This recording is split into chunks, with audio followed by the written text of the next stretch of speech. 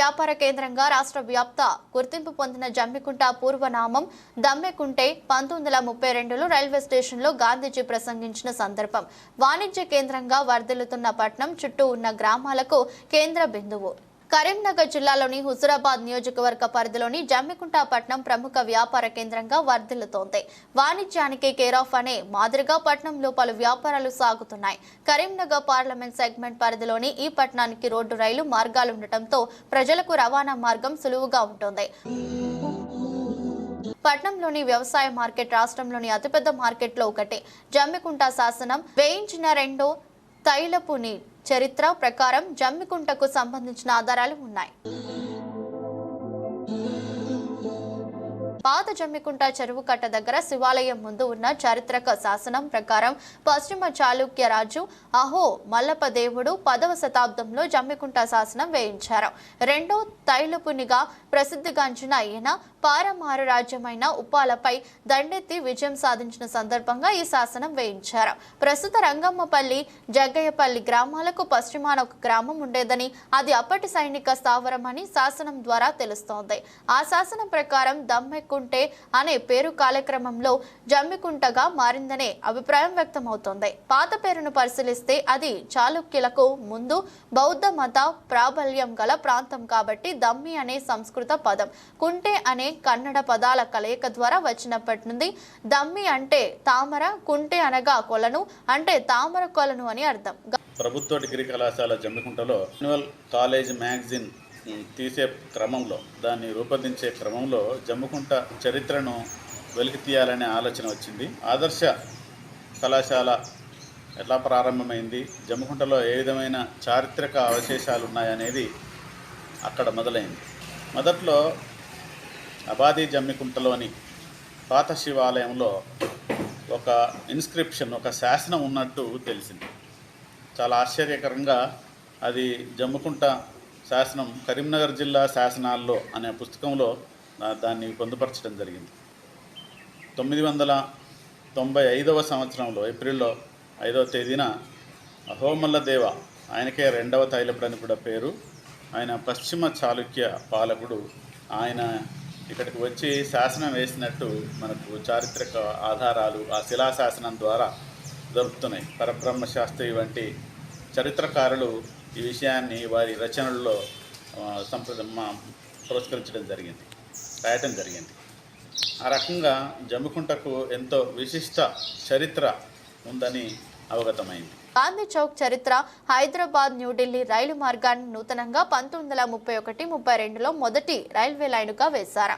ఆ సమయంలో మహాత్మా గాంధీ ఈ మార్గం గుండా ప్రయాణిస్తున్నట్టు తెలియడంతో జమ్మికుంట పరిసర ప్రాంతాల్లోని చుట్టుపక్కల ఉన్న ఊర్ల జనం ఎడ్ల బండ్లు కట్టుకుని జమ్మికుంట రైల్వే స్టేషన్ కు వచ్చారు. చుట్టుపక్కల ఊర్ల గ్రామస్తులు వచ్చారని తెలిసి గాంధీ జమ్మికుంటలో కొన్ని నిమిషాల పాటు రైలు ఆపి ప్రజలను ఉద్దేశించి ప్రసంగించారు. దానికి గుర్తుగానే 1946 ఫిబ్రవరిలో గాంధీ చౌక్ నిర్మాణం జరిగింది. రైల్వే స్టేషన్ రాకతో దీన్ని స్టేషన్ జమ్మికుంట అని పిలుస్తున్నారు.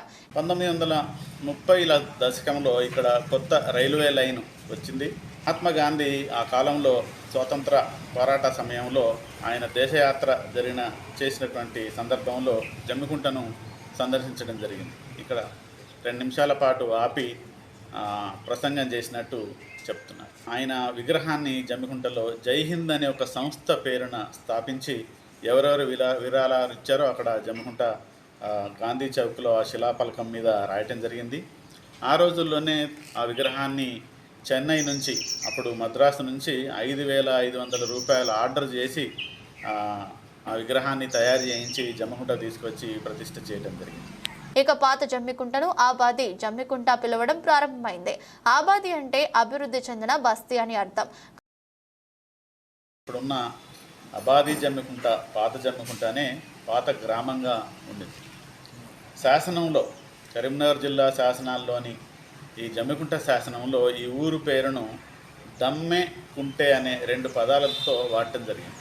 బౌద్ధ మత ప్రభావం ఆ ఊరి పేరు మీద ఉండింది. దమ్మె అనేది ఒక బౌద్ధ మతానికి సంబంధించిన, విశ్వాసానికి సంబంధించిన పదము. కుంటే అనేది కన్నడ పదము. ఆ రోజుల్లో ఇదంతా కన్నడ, తెలుగు మిశ్రమ భాష మాట్లాడేవారు. 1000 సంవత్సరాలకు ముందు తెలుగు కన్నడ కలిసి ఉండేది. కల్వకొలను అనే అర్థం వచ్చే విధంగా, లోటస్ పాండ్ అనే అర్థం వచ్చే విధంగా ఈ ఊరి పేరును ఆ రోజుల్లో పెట్టడం జరిగింది. గాంధీ విగ్రహ ప్రతిష్టాపన పలువురు ప్రముఖుల విరాళాలతో జై హింద్ పేరు జరిగింది. విగ్రహాన్ని మద్రాసు నుంచి తీసుకొచ్చారు. దీనికి ఆనాటి కరీంనగర్ జిల్లా అడ్మినిస్ట్రేటర్ ఏ సత్యనారాయణ మూర్తి నవంబర్ 3, 1949 శంకుస్థాపన చేయగా నాటి హైదరాబాద్ ప్రభుత్వ ప్రధానమంత్రి ఎంకే వెల్లోడి ఫిబ్రవరి 5, 1950 ఆవిష్కరించారు.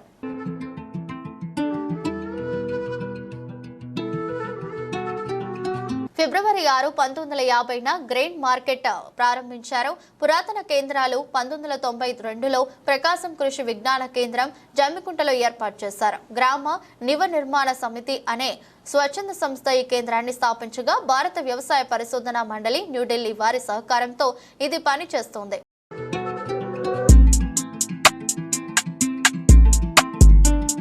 కరోడ్గిరి అని పిలిచేవాళ్ళట. అంటే నిజాం కాలము నాటి ఒక ఆచారం ఏమిటనంటే బ్రిటిష్ ప్రాంతాల నుంచి వచ్చే వాళ్ళని చెక్ చేసేవాళ్ళట. అదొక చెకింగ్ పాయింట్ లాగా కూడా ఉండిందట. ముసాఫిర్ ఖానా అని దాన్ని పిలిచేవారని చెప్తున్నారు. ఇప్పుడు పోలీస్ స్టేషన్ ఉన్న ప్రదేశంలో హాస్పిటల్, ఒక డిస్పెన్సరీ సెంటర్ ఉండేది. ఆ రోజుల్లో స్వాతంత్ర అనంతర సమయంలో ఇది మున్సిపాలిటీగా కొనసాగింది చాలా కాలం. ఇప్పుడున్నటువంటి గర్ల్స్ హై స్కూల్ స్థానంలో ఒక పార్కు ఉండేది. ఆ రకంగా పూర్వకాలంలో పెసర్బండి అని కూడా పిలిచేవాళ్ళు. ఇప్పుడు పాత నగర పంచాయతీ ప్రాంతంలో ఒక బండరాయి ఉండేదని, ఆ బండరాయిని నిజంగానే పెసర్లు ఆరబెట్టడానికి, ఎండబెట్టడానికి ఉపయోగించేవాళ్ళని. పురాతన దేవాలయాలు కూడా జమ్మికుంటూ దాని పరిసర ప్రాంతాల్లో ఉన్నాయి. బిసుగిరి దర్గాగా పిలువబడే హజరత్ అలీ రహమతుల్లా వలీ సమాధులు సుమారు 800 సంవత్సరంలో నిర్మించారు. ఇల్లందుకుంటలోని సీతారామచంద్ర స్వామి వారి దేవాలయం పురాతనమైంది. దీని నిర్మాణ సమయ ఆనవాళ్లు చరిత్రలో అలభ్యంగా ఉన్నాయి. 1931లో పివి నరసింహారావు వివాహం ఈ ఆలయంలోనే జరిగింది. 1939లో బొమ్మల గుడి, 1939లో విశ్వేశ్వర స్వామి ఆలయం నిర్మించారు. పెసరు బండారాళ్లు దీనికి వాడారు. 1950 ప్రాంతంలో అనుగం కుటుంబీకులు హనుమాన్ టెంపుల్ నిర్మించారు. 1996లో అయ్యప్ప దేవాలయాన్ని నిర్మించారు. ప్రస్తుతం రైల్వే స్టేషన్ ప్రాంతంలో ఒకప్పుడు హాస్పిటల్ ఉండేదని చరిత్ర చెబుతోంది.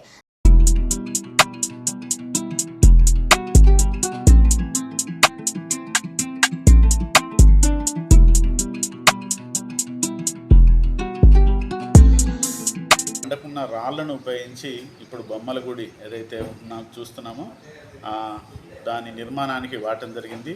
1937లో ఆ గుడి నిర్మాణం జరిగింది. ఇప్పుడు కూడా ఆ గేటుకున్న అక్షరాలను 1937 అనే అక్షరాలు, అంకెలు ఆ గేటుకు కనిపిస్తూ ఉంటాయి. ఇక పురాతన దేవాలయాలు, కొన్ని సమాధులు, ఇస్లామిక్ సమాధులు బిసుగురిసెరి ప్రాంతంలో, హిందూ దేవాలయాలు జమ్మికుంట చుట్టుపక్కల ఉన్నాయి.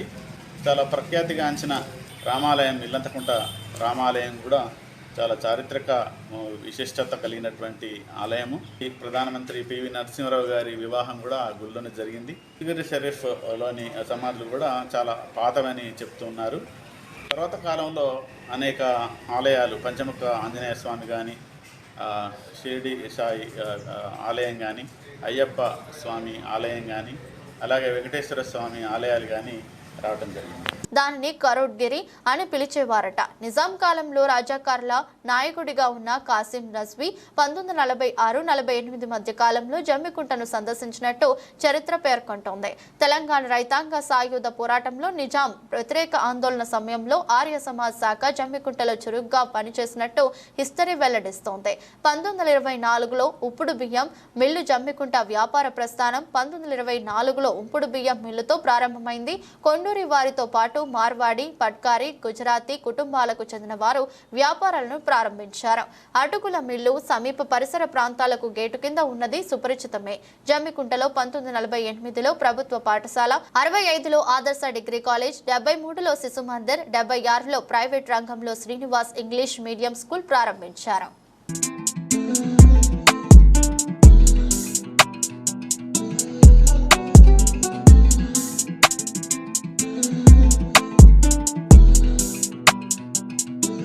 కమల్ టాకీస్ అనే ఒక థియేటర్ ఉండేది. రత్నకళా మందిర్ వచ్చింది. ఆ తర్వాత షిరిడి, మహల్ అన్నపూర్ణ అని మురళి థియేటర్లు ఆ తర్వాత కాలంలో వచ్చినాయి. షిరిడి మహల్ని మూసేసి ఇప్పుడు ఫంక్షన్ హాల్గా చేయడం జరిగింది. పాత అంబేద్కర్ చౌరస్తా కూడా ఇప్పుడు కనుమరుగైపోయింది. అది చాలా అరుదైన పాత ఫోటో ఒకటి సంపాదించి పెట్టడం జరిగింది. ఫ్లైఓవర్ వచ్చిన తర్వాత దాన్ని గుర్తుపట్టలేని విధంగా అది మారిపోయింది. జమ్మికుంట చరిత్రలో పాత అంబేద్కర్ సెంటర్ కూడా ఒక విశిష్టమైన స్థానంగా చెప్పుకోవచ్చు. గాంధీ సెంటర్ కూడా, గాంధీ చౌరస్తా కూడా అనేక సార్లు దాని రూపురేఖలు మార్చడం జరిగింది. జమ్మికుంటలో ఎఫ్సిఐ లాంటివి, ఇంకా అనేక బ్యాంకులు వంటివి, ఆర్థిక సంస్థలు వంటివి, విద్యా సంస్థలు వంటివి చాలా వచ్చినాయి. జమ్మికుంట చరిత్రలో చెప్పుకోదగ్గ మరొక ముఖ్యమైన అంశం ఆదర్శ డిగ్రీ కళాశాల. 1965లో కేవి నారాయణ రెడ్డి అనే ఒక ఉస్మానియా యూనివర్సిటీ ప్రొఫెసర్, ఆయన ఈ కాలేజీ స్థాపించడానికి కారకులు. రాజు లాంటి వాళ్ళు, అన్నారెడ్డి లాంటి వాళ్ళు ఆ కాలేజీ స్థాపనలో సహకరించారు. 1982-83 ప్రాంతంలో ప్రభుత్వం దాన్ని టేకన్ ఓవర్ చేసి ప్రభుత్వ డిగ్రీ కళాశాలగా మార్చడం జరిగింది. ఎందరో విద్యార్థులు జనగాం నుంచి ఆదిలాబాద్ వరకు ఈ ప్రభుత్వ డిగ్రీ కళాశాల జమ్మికుంటలో చదువుకోవడం జరిగింది. ఈ రకంగా జమ్మికుంట చరిత్ర చాలా విశిష్టమైనది. ఇంకా నేను జమ్మికుంట చరిత్రలో అనేక విశేషాలు, వింతలు రూపొందించడం జరిగింది. దానికి సంబంధించిన ఫోటోలు, గాంధీ విగ్రహ ఏర్పాటుకు సంబంధించిన అగ్రిమెంటు, ఇట్లాంటివన్నిటినీ సేకరించి నేను జమ్మికుంట చరిత్రలో రాయడం జరిగింది, పొందుపరచడం జరిగింది. భావితరాల వాళ్ళు జమ్మికుంట చరిత్రను ఇట్లా కొనసాగించాలని కోరుకుంటున్నాను.